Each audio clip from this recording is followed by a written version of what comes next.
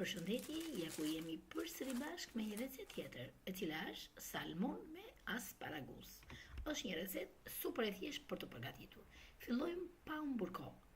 I kemi marrë të gjithë përbërësit, asparagus, salmon, letrat e pjekjes dhe gjithë përbërësit për marinimin e saj. Fillojmë të përgatisim salcën e marinimit. Në një enë të thellë do të vendosim vajin e ullirit, lëngun e limonit, udhrat e shtypura, kripën, kujdes në krip, se salmoni ka pak kripet, piper të zi, origon dhe i përzijem të gjitha bashkë për të përformuar salcën e marinimit të tyre.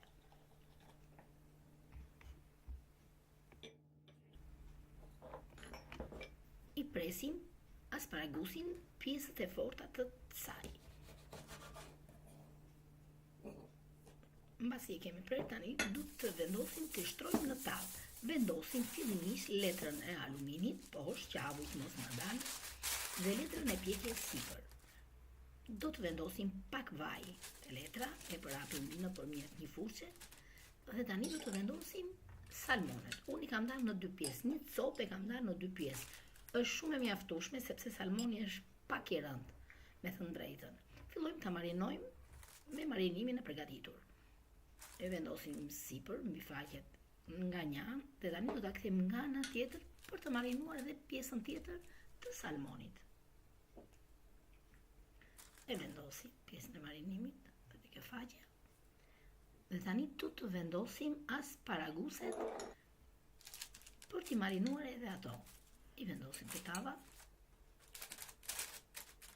Është një recetë super e shijshme, ka omega 3, ka vitamin C, vitamina B, vitamin K, kalcium, magnezium, është super e ushqyeshme për organizmin tonë. Sidomos dhe për fëmijët tuaj të vegjël nga 6 muajsh deri në 12 muajsh, e sipër përdoret në supra, në sallatra, si ju të dëshironi.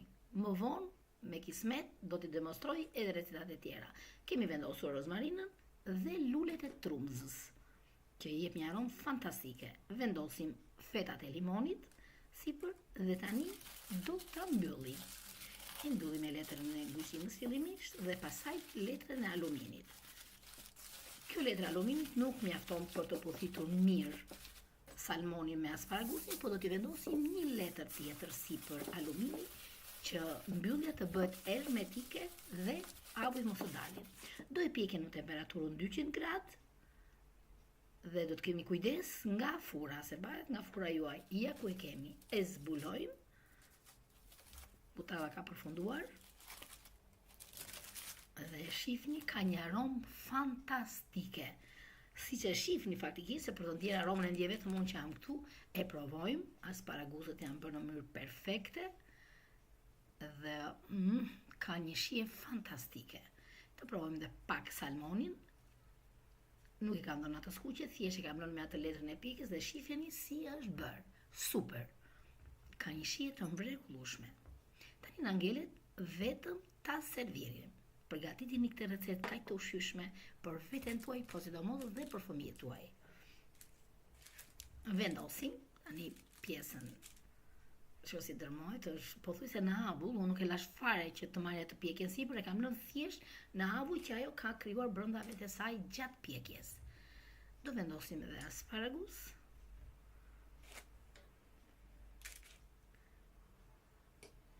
Edhe me një gotë verë është super fare.